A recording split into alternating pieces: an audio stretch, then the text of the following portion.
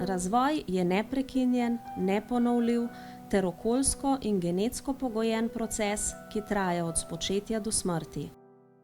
Za pravilen razvoj prirojenih sposobnosti dojenček potrebuje zdrav živčni sistem in svobodo gibanja. Otrokova prirojena mišična aktivnost in teža telesa sta glavna dejavnika, ki vplivata na razvoj gibanja. Prirojene reakcije podpore teže, poravnavanja telesa v srednjo linijo, prestrezanje ob padcu in ravnotežje se razvijajo, ko se otrok uči samostojno obvladati težo svojega telesa. Ob rojstvu dojenček preide iz vodnega, konstantno toplega, temnega in omejenega prostora v maminem telesu v popolnoma novo okolje, kjer nanj deluje sila gravitacije in drugi vplivi iz okolice. Pri navajanju na novo okolje mu v največji meri pomagajo starši, saj poskrbijo prav za vse njegove potrebe. Ko dojenček zajoka, ga nahranijo, nato ga previjejo in preoblečejo. Omogočajo mu tudi dovolj spanja in mu nudijo ljubeče, prijazno in zdravo okolje, v katerem se bo lahko nemoteno razvijal. Z gibanjem dojenček pridobiva različne občutke in izkušnje sprva naključno, nato pa jih vedno bolj zavestno ponavlja. Razvoj in zorenje živčevja omogoči dojenčku, da preko izkušenj gibanja razvije sposobnost ohranjanja stabilnosti v ležečem položaju in sredinsko poravnanost telesa. Proti koncu 3. meseca pride do zelo pomembne razvojne preobrazbe živčno-mišičnih povezav in v sistem nadzora gibanja in drže se postopoma povezuje tudi vidni sistem. Vidni dražljaji iz okolice spodbudijo dojenčkovo zanimanje za raziskovanje svojega telesa, bližnjih oseb in predmetov. V položaju leže na hrbtu pričenja posegati po predmetih, ki se pojavljajo v njegovem vidnem polju in se jih skuša dotakniti z rokami ali z nogami. Sposobnost vidnega zaznavanja in normalna mišična aktivnost vodita dojenčka v gibanje in spremembo položaja telesa. Zelo hitro se tvorijo nove povezave med vidnimi in gibalnimi centri, ki jih človek kasneje uporablja celo življenje. Do konca 4. meseca naj bi tudi brez težav pasel kravice, kot rečemo položaju, ko je dojenček na trebuhu, oprt na komolce in ima glavico dvignjeno od podlage, pogled pa usmerjen naprej. Vse to pri zdravem otroku poteka popolnoma samodejno in spontano. Otrok nikakor ne potrebuje stalnega spodbujanja in besednih navodil, kaj naj naredi. Potrebuje le čas, varno okolje in pozornost staršev, ki opazijo njegovo vztrajnost, samoiniciativnost in ustvarjalnost.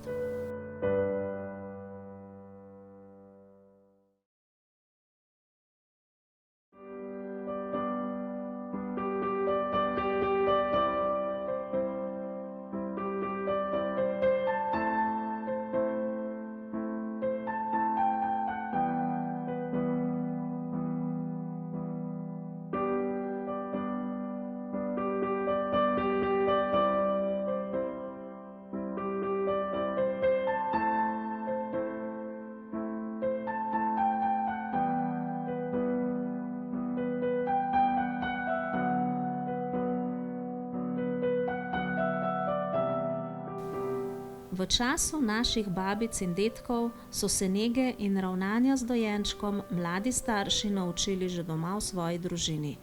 V navadi je bilo, da so otroci sodelovali v vseh družinskih opravilih in pomagali tudi pri skrbi za mlajše družinske člane. Deklice in dečki so opazovali mamo ali teto pri negi mlajšega sorojenca in se tako teh veščin nevede praktično učili. Pripomočkov za nego dojenčka takrat ni bilo veliko. Mame so običajno imele za dojenčka le nekaj pleničk.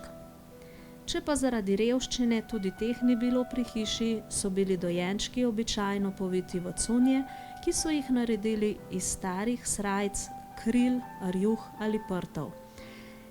Iz odsluženih oblačil so takrat narezali tudi dolge trakove, s katerimi so majhne dojenčke tesno povijali v štruco. Povijanje v štruce se je po drugi svetovni vojni s ponudbo oblačil za dojenčke in z uvajanjem D-vitamina v prehrano otrok postopoma opuščalo.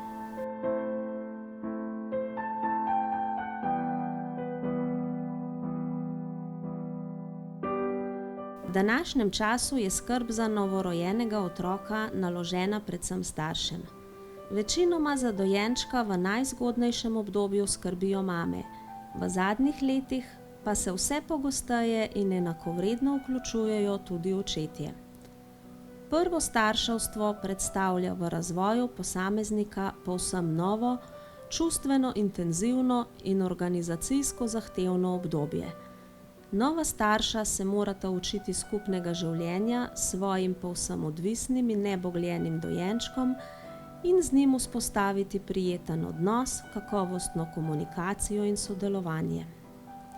V tem filmu vam predstavljamo povsem običajen način rokovanja in sodelovanja z dojenčkom v vsakodnevnih aktivnostih, kot so slačenje in oblačenje, previjanje, dvigovanje ter polaganje, pestovanje, prenašanje, hranjenje ter nekaj nasvetov o pripravi ustreznega ležišča in načina vožnje v otroškem vozičku in v avtu.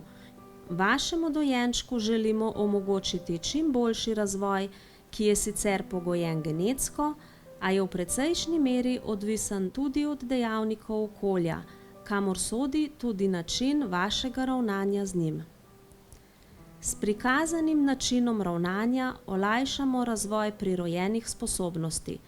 Otrok z zdravim živčnim sistemom in normalno kakovostjo gibanja se bo ob prikazanem običajnem načinu nege razvijal popolnoma normalno, v skladu s svojimi genetskimi potenciali.